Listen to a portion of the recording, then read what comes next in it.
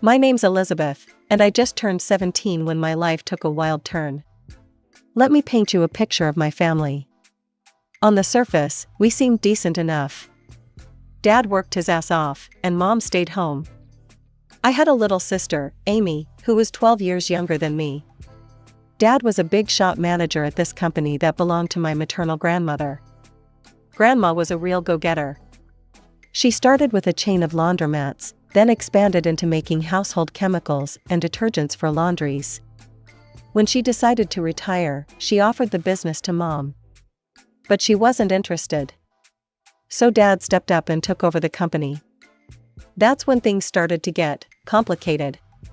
I remember the day it all went to shit. I was in my room, trying to focus on homework, when I heard Mom screaming at Dad downstairs. "You're nothing but a loser, John. This is my house, my family's business. You should be grateful I even let you run it." Things got worse over the next few weeks. Mom and Dad barely spoke to each other, and when they did, it usually ended in a shouting match. I tried to keep Amy distracted, but even at 5, she knew something was wrong. Then came the day that changed everything. I came home from school to find Dad in the living room, a suitcase at his feet. "Dad?" My voice cracked. "What's going on?" He walked over to me, pulling me into a tight hug. "I'm sorry, sweetheart. I can't stay here anymore. It's not good for anyone." I felt like I couldn't breathe. But what about Amy? What about me? Dad pulled back, his eyes shiny with unshed tears. "I love you both so much. Never forget that. But sometimes love isn't enough."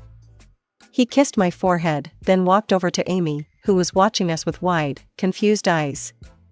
He knelt down, hugging her tightly. "Be good for your big sister, okay, pumpkin?" And just like that, he was gone. The door closed behind him with a finality that left me feeling hollow. Mom came home an hour later. When I told her Dad had left, she didn't seem surprised. She just nodded, like she'd been expecting it. "Good riddance," she muttered. "Mom, I couldn't believe what I was hearing." "How can you say that?" She turned to me, her eyes hard. "Your father cheated on me, Elizabeth. Multiple times. I couldn't take it anymore." That night, as I lay in bed, I could hear Mom on the phone in her room.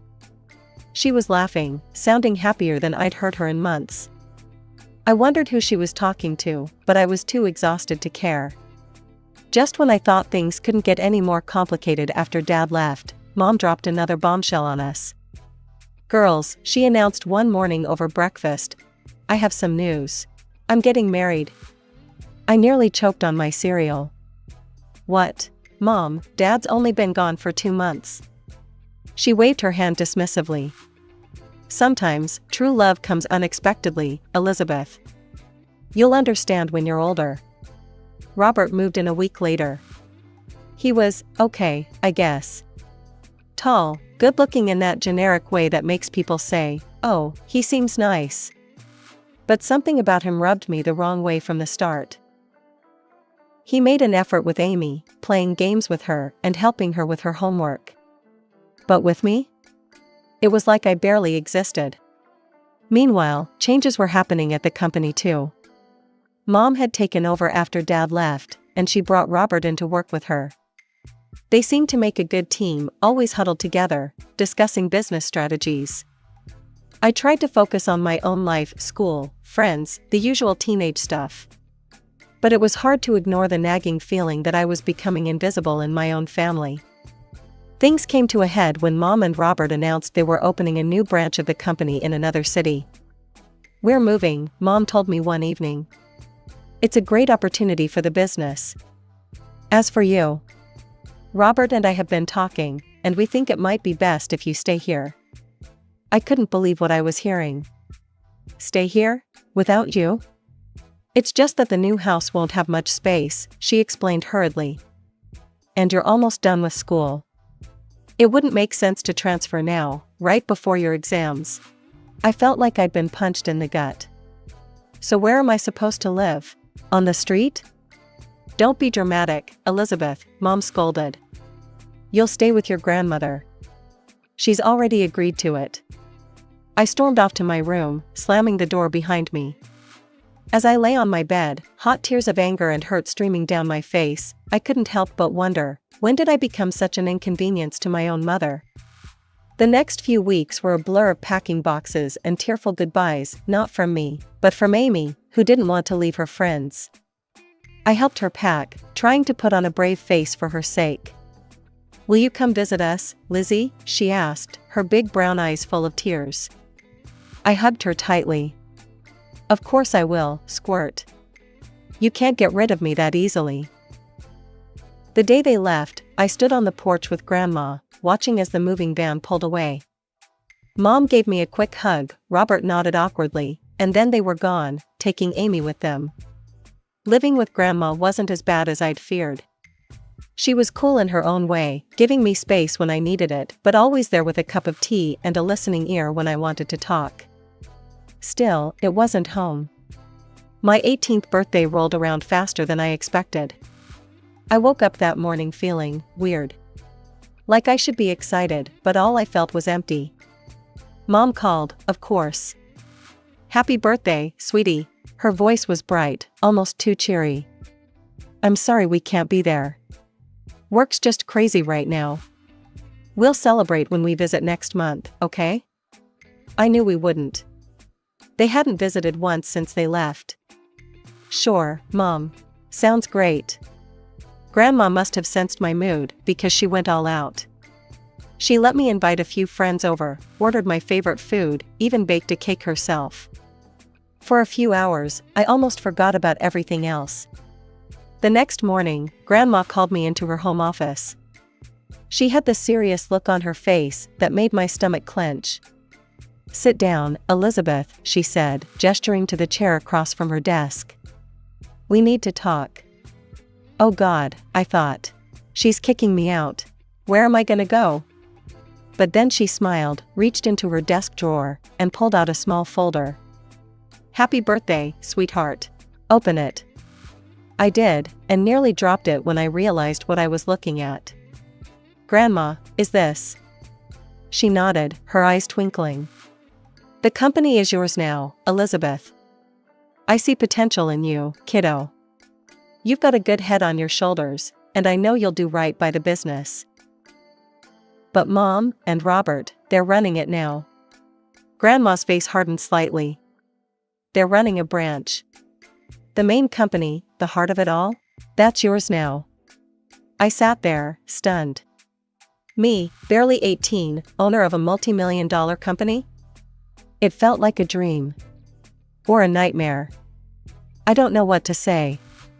Grandma reached across the desk, squeezing my hand. You don't have to say anything. Just promise me you'll give it your all. I nodded, still in shock. I will. I promise. She sat back, satisfied. Good. Now, I've got one more piece of advice for you, and I want you to listen carefully. I leaned in, hanging on her every word. Call your father. There's more to that story than you know. Talk to him. Take him on as a consultant if you want. But hear him out. It took me a week to work up the courage to call Dad. We agreed to meet at a small cafe downtown. When I saw him, my heart clenched. He looked older, tired, but his eyes lit up when he saw me. There was an awkward silence. Then, suddenly, everything came pouring out. The divorce, Mom's remarriage, the move, Grandma's gift. Dad listened, his face a mix of emotions. When I finished, he took a deep breath. Lizzie, there's something you need to know about the divorce. And then he told me everything. How Mom had never respected him, constantly nagging and putting him down. How she called him a loser, made him feel worthless. How, after one particularly bad fight, he'd gotten drunk and made the biggest mistake of his life. I cheated on her, he admitted, his voice heavy with shame. Once. I regretted it immediately, but your mother, she used it against me. Threatened to sue, to take everything. She demanded I leave, give her all the property, leave you kids. She even wanted alimony. I sat there, stunned. This didn't sound like the mother I knew. Or thought I knew. Why didn't you fight it? I asked. Dad's eyes met mine, full of sadness and love. Because of you and Amy. I didn't want you to go through a messy, public divorce. I thought it would be easier this way. As we talked, I felt a weight lifting off my chest. For the first time in a long time, I felt like I had my dad back. Before we left, I took a deep breath and asked, Dad, how would you feel about helping me with the company? As a consultant? The smile that spread across his face was answer enough. The months flew by in a whirlwind of studying, exams, and late-night cram sessions. Before I knew it, I was standing on the stage at my high school graduation, diploma in hand. Grandma was in the audience, beaming with pride. Mom and Robert were conspicuously absent, but I'd learned not to expect much from that quarter. As summer rolled in, I threw myself into college applications. With Grandma's encouragement and Dad's long-distance support, I set my sights high. When the acceptance letters started rolling in, I could hardly believe it. But the real shocker came when I got the financial aid package from my top choice. Full ride, I breathed, staring at the letter in disbelief. Grandma whooped, pulling me into a bear hug. I knew you could do it, kiddo. All those late nights and competitions paid off. I'd chosen to major in business management. It seemed like the smart choice, given that I now had a company to run.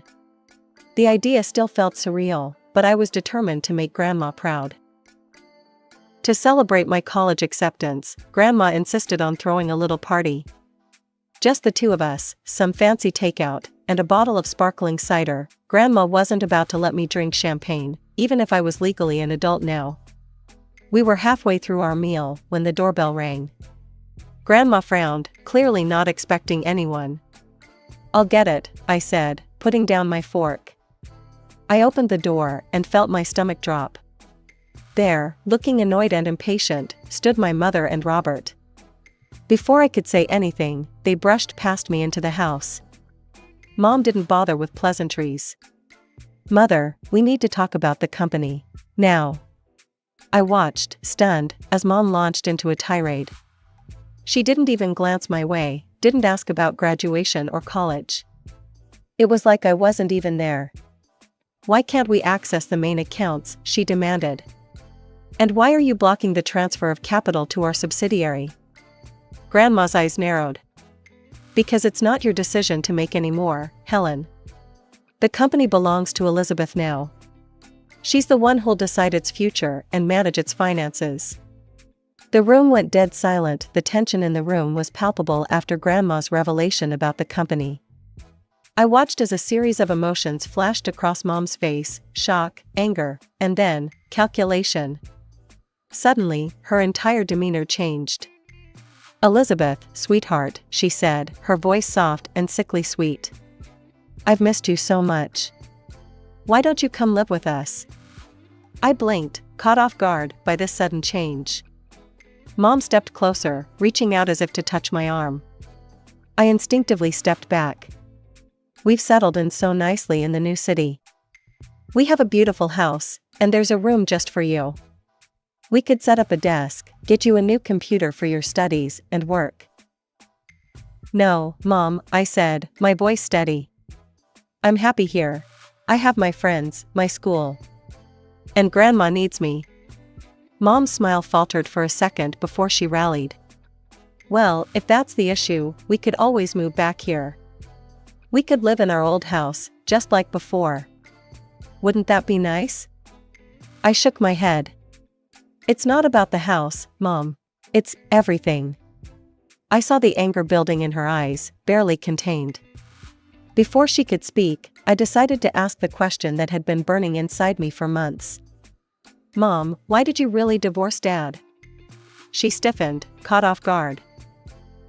Well, your father, he cheated on me. Multiple times. I was tired of it. He abandoned us for his mistress, didn't even pay alimony. That's not true, I said. Dad told me everything. There was only one time, and it was because of how you treated him. He didn't abandon us, you kicked him out. And he's been paying alimony regularly. Mom's face contorted with rage. How dare you? You ungrateful little brat. You have no right to meddle in my personal life. Everything here belongs to me, and I decide who lives where. Grandma, who had been quietly watching this exchange, finally stepped forward. Her voice was calm but filled with a steel I'd never heard before. That's quite enough, Helen, she said. You seem to have forgotten a few key points. This house? The company?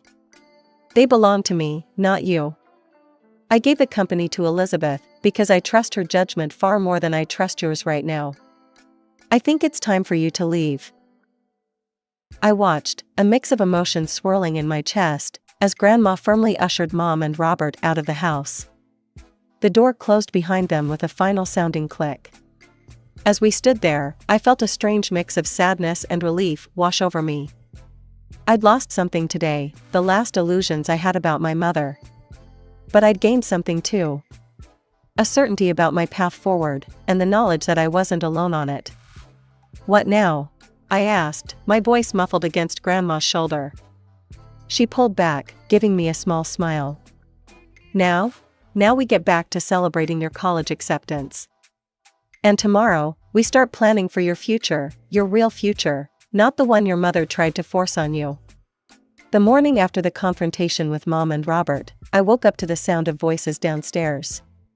Curious, I crept down the stairs and peeked into the living room. To my surprise, I saw Dad sitting on the couch, deep in conversation with Grandma. As I sat down next to them, Grandma explained why she'd called Dad over. I'd been thinking about Amy, she said. Your mother, well, I'm not sure she's in the best position to care for her right now.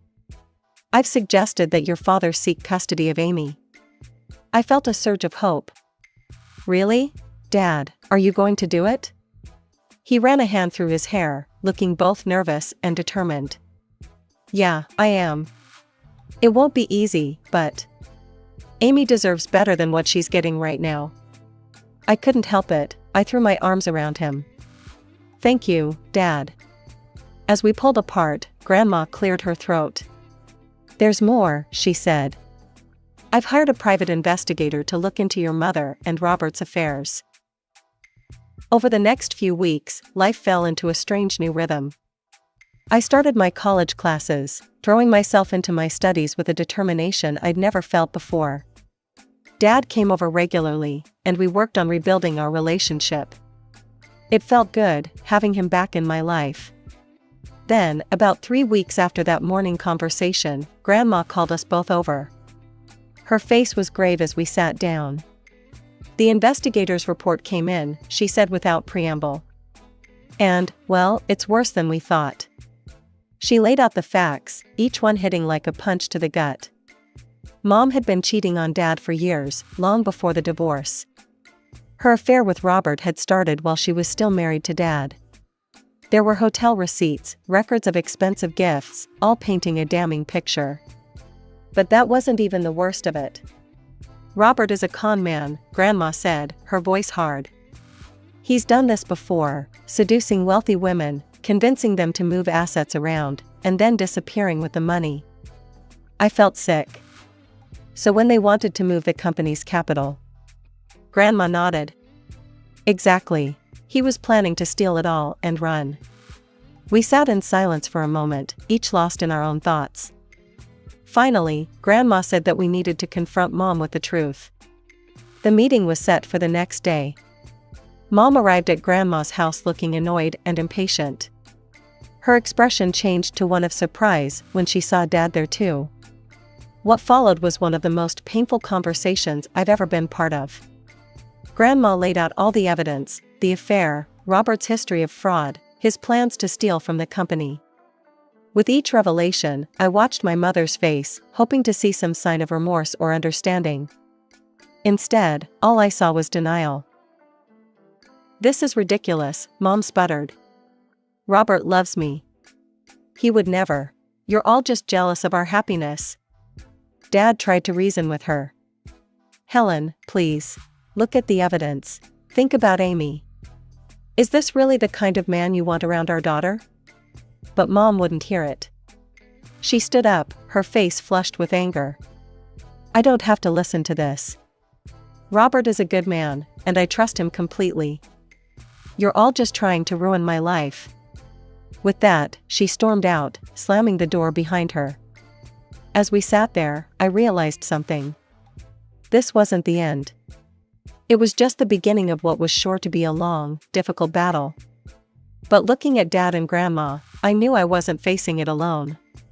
The next few months were a whirlwind of legal battles and emotional turmoil. Dad, with Grandma's unwavering support and her lawyer's expertise, filed for custody of Amy. I tried to stay focused on my studies, but it was hard not to get caught up in the drama unfolding around me. The day of the custody hearing arrived, and I insisted on being there. The proceedings were grueling. Mom's lawyer tried to paint Dad as an absent father, but our lawyer came prepared. He presented evidence of Dad's consistent alimony payments, his attempts to stay in touch with us, and the stability of his current living situation. Then came the bombshell, the private investigator's report on Robert's fraudulent past and their plans to embezzle from the company.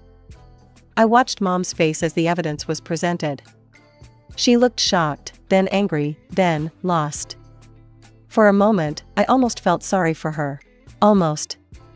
When the judge announced his decision, granting Dad full custody of Amy, I felt a mix of relief and sadness. Relief that Amy would be safe, sadness that it had come to this. As we left the courthouse, Amy in Dad's arms, Mom approached us. "This isn't over," she hissed, her eyes blazing with fury. Grandma stepped between us. "Yes, Helen, it is. Go home." The hits kept coming for Mom after that. The judge ordered her to pay child support to Dad for Amy. It was a reversal that clearly shocked her. She'd always assumed she'd be the one receiving support, not paying it. I threw myself into my studies and learning about the company, trying to distance myself from the ongoing drama. But it was hard to ignore the satisfaction I felt when I heard that Robert had left Mom, running off with another woman and a significant chunk of Mom's personal savings. It was a crisp autumn evening when Dad called me, his voice tight with suppressed emotion. "Your mother showed up at my place today," he said. "She wanted to reconcile. Said she'd made a mistake, that she wanted us to be a family again." My heart clenched. Part of me, a small, childish part, wanted him to say yes. Wanted our family back the way it used to be. But I knew too much now. We'd all been through too much. I told her no, Dad said firmly. I told her that ship had sailed a long time ago, and that I wouldn't put you or Amy through that again. I let out a breath I didn't know I'd been holding. "Good," I said, surprised by the strength in my voice. "You deserve better, Dad. We all do." There was a pause, and when Dad spoke again, I could hear the smile in his voice. "When did you get so wise, Lizzie?" I laughed, feeling lighter than I had in months. "I learned from the best." As I hung up the phone, I looked around my room at Grandma's house. My textbooks were spread out on the desk, next to a stack of reports from the company. Photos of me with Dad and Amy smiled back at me from the bulletin board. This wasn't the life I'd imagined for myself a year ago. It wasn't perfect, there was still so much to figure out, so many challenges ahead. But it was real. It was mine. I thought about Mom, suddenly alone after all her scheming and manipulations. I felt a twinge of pity, but it was overshadowed by a sense of justice. She'd made her choices, and now she had to live with the consequences. As for me, I had a family that loved me, a company to run, and a future full of possibilities. It wasn't the path I'd expected, but standing at the threshold of my new life, I realized something important. Time flies when you're juggling college and a multi-million-dollar company. Before I knew it, I was halfway through my degree, buried in textbooks and financial reports. Weekdays were a blur of lectures and late-night study sessions. But weekends? Those were sacred. Every Friday, I'd pack a bag and head home to Dad and Amy. "Lizzie," Amy would squeal, tackling me with a hug the moment I walked in. At 10, she was all gangly limbs and endless energy. Dad would emerge from the kitchen, usually wearing an apron. "Just in time for dinner," he'd say with a grin. Those weekends became my anchor. We'd eat together, Amy chattering about school, Dad and I discussing the company. After Amy went to bed, we'd often stay up late, poring over business strategies. Sundays usually found us at Grandma's. She'd cook up a storm, filling the house with the smell of roast chicken and apple pie. After lunch, we'd sit on the porch, talking about everything and nothing. "I always knew you had it in you, Elizabeth," Grandma would say, squeezing my hand. As graduation approached, I felt a mix of excitement and apprehension. Dad was true to his word, running the company with skill while preparing me to take over. "I'm ready to hand over the reins whenever you are," he told me one evening. I hugged him tight. "Thank you, Dad, for everything." Life wasn't perfect. There were challenges ahead, decisions to be made, a company to run. But as I looked at my little family, Dad, Amy, Grandma, I knew we could face anything together.